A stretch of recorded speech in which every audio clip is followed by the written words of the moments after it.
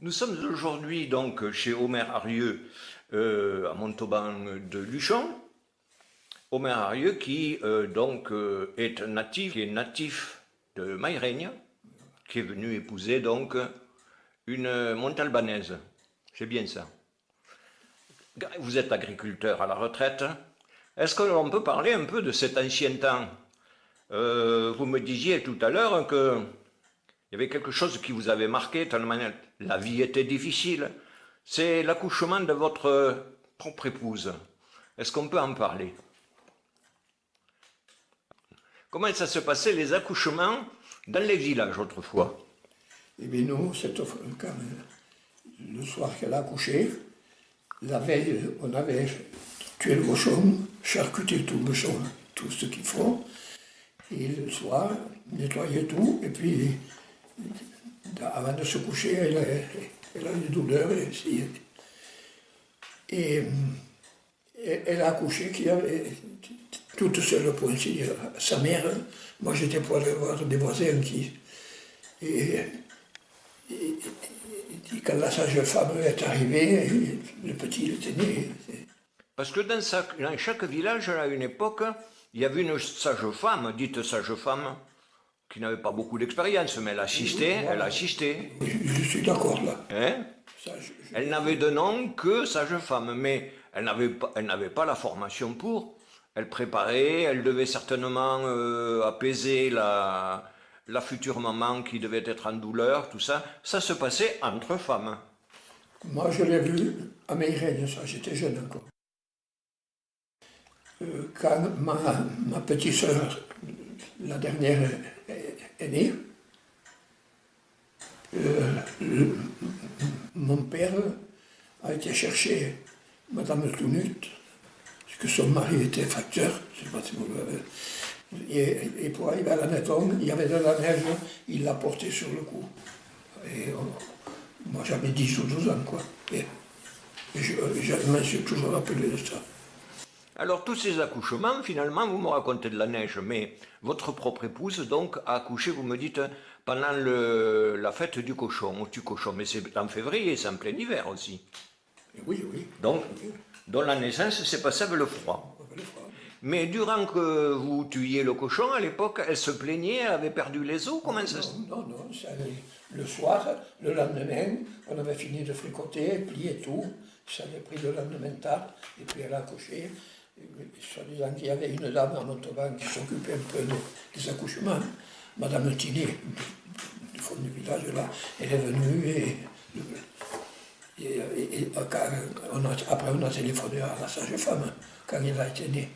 Mais c'était À cette époque-là, vous aviez une sage-femme, non pas dans le village, à Luchon. mais à Luchon. Mais il n'y avait pas en particulier quelqu'un au village. Sinon, une femme qui venait assister, qui préparait l'eau chaude, Voilà. des linges. Ça se passait dans la maison, en fait. Oui, Hein. oui. Mais ça s'était passé vite, tout ça. D'ailleurs, il était né à 7 mois. Ah, il était prématuré. Oui, il était prématuré. Dites-moi, monsieur Gimeno, allez-y. Il n'avait pas d'argent pour se payer une paire de bains. Et c'était une grosse coupe qui avait sous super bannière. Le patron de la coupe, il lui a prêté l'argent pour acheter 3 paires de bains. Et quand il a eu fini de rembourser les bains, au patron qu'il avait chose, il ne savait plus marcher. Il lui devait rien. Et c'est nous, avec les deux autres qui travaillaient avec moi de Montauban, qu'on a été le finir sous super bannière, partir d'ici le matin. On mettait le joug à un bœuf sur la tête. Et à l'autre, on lui mettait les chaînes qu'il fallait. Il y avait des feux pour atteler, des fois on attelait des roues l'un derrière l'autre, des trucs comme ça. Alors, c'est contrebalancé. Alors, bien au milieu de la tête, bien ficelé, ça ne bougeait pas. Et l'autre, il montait. Alors, ces grumes, puisqu'on peut les appeler ainsi, c'était sous Supermania. Mais quel chemin empruntiez-vous pour descendre? C'était des chemins de traînage. Oui. Ouais. Pas et après, on chargeait les camions où il y a le départ des œufs actuellement. Oui. Mais à l'époque, il n'y avait pas la grue pour charger les roues. Avec, au camion, on mettait des trucs assez longs et puis avec les tournevis, on montait. Vous passiez à côté du rail de la crémaillère, donc. Oui, on cherchait le camion là. Juste à côté de la gare, hein, de l'ancienne crémaillère. Alors ces grumes, Omer, donc vous les faisiez descendre, tirer pour monter. On montait. Bien, en descendant, deux bœufs tiraient une chaîne et qui était accrochée à la grume. Vous aviez fait un trou, Voilà. hein? Et on mettait la chaîne là, et on mettait la chaîne, des fois on abaissait tout, il roule l'un derrière l'autre. Oui. Au départ, on mettait ce qui était, avec l'attelage des bœufs, on mettait toujours le plus gros rouleau. Après, un peu, ainsi de suite. Et à la fin, on ne mettait que des petits comme ça. Alors le premier, est-ce que ça permettait de freiner un peu? Bon, après, les chemins, il y avait beaucoup de chemins qui étaient faits pour eux. Et un moment bien, après, il venait un truc. Mais sinon, ça arrivait que dans des tronçons de chemin, il fallait qu'on mette une chaîne autour du roule pour que ça freine. C'est parce qu'il y avait... C'était pas lourd. À Montauban, il y en avait un, là, un pavé. On y passait quand on débardait. Il fallait y mettre un câble pour retenir les bœufs. C'était tout pavé comme ça. Et j'imagine, parce que c'est très pentu, il n'y a jamais eu de blessure, d'accident. Il n'y a pas eu de mort d'homme quand même. Non. Il y a eu une paire de bœufs morts. Ah, les bœufs quand même. Est-ce que ce sont les grumes qui les ont renversés? Oui, oui. C'était un chemin Antignac de débardage. Ensuite, pour donc le blé, est-ce que vous faisiez du sarrasin? Qu'est-ce que vous aviez comme céréales? Du blé, du sarrasin? Ouais. Un peu de blé, un peu de sardine, mais pas grand-chose. Je ne sais pas, chaque personne devait avoir 1500 mètres peut-être. Ce blé, en fait, est-ce que c'était le blé qui était fait et cultivé à des fins personnelles? Parce que chaque maison, à l'époque, avait son four. On faisait son pain à l'époque. Est-ce que ce blé servait donc pour la farine et pour la volaille aussi?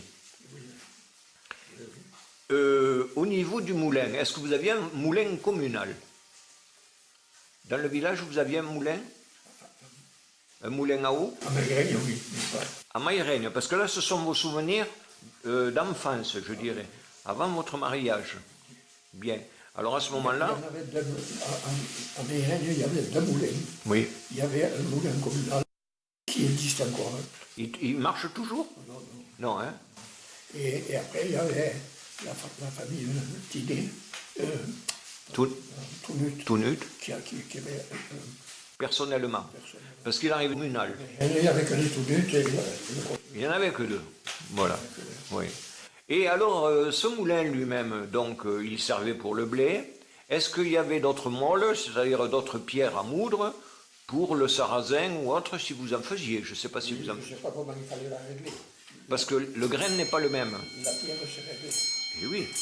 La pierre qui tournait, elle se réglait. Et est-ce que vous faisiez du seigle, en fait? Oui. Oui. Le seigle le faisait au bout des champs. Oui. Tous les ans, en labourant, la terre descendait et dans le bout des champs, il n'y avait pas trop de terre et le seigle, il poussait. Si on va mettre du fromage et tout, il ne poussait pas. Il ne poussait pas du tout. Il ne poussait pas bien, quoi. Tandis que le seigle, il poussait. Alors, cette culture de seigle, est-ce que vous a servi à une époque bien plus lointaine pour pouvoir fabriquer les toits de chaume? Premièrement, les fagots de seigle qu'on faisait, attachés avec... on les piquait au fléau. Au fléau, et après, ça servait pour faire les toits de chaume. Alors, il faut expliquer, au fléau, on mettait une bâche par terre, dans le grenier, dans le droite, et à deux, ou seul, on battait au fléau, en tournant, pour faire tomber le grain. Mais la paille qui était récoltée servait à quelque chose de bien particulier. Après, la paille qui restait, on la pliait bien comme il faut. C'était des paquets comme ça. Et après, pendant l'hiver, dans la grange où il y avait le blé et tout, on nettoyait cette paille. Alors, on l'a nettoyée. Est-ce que vous vous souvenez du râteau? Voilà. Là, on suspendait, et puis nettoyait, et on faisait des petits paquets comme ça, pour faire le bois, le chômage de la nettoie. C'est ça. Donc, en fait, ça séchait, si j'entends bien, tout l'hiver. Il séchait dans le troite. Par petits paquets, attachés pareil, avec du blé, torsadé, et on le gardait pour faire les chaumes plus tard. Bien. Ou s'il y en avait trop, des gens qui amenaient. Ah, ça se va les douailler maintenant. Est-ce que vous en Valédouaille, vous aviez un maréchal Ferrand? Le maréchal Ferrand, on se le faisait soi-même. C'est-à-dire que pour faire remplacer les fers des bestiaux, des vaches en gros, Et les béoles, on mettait les ferrets alors vous les feriez au métier, au métier.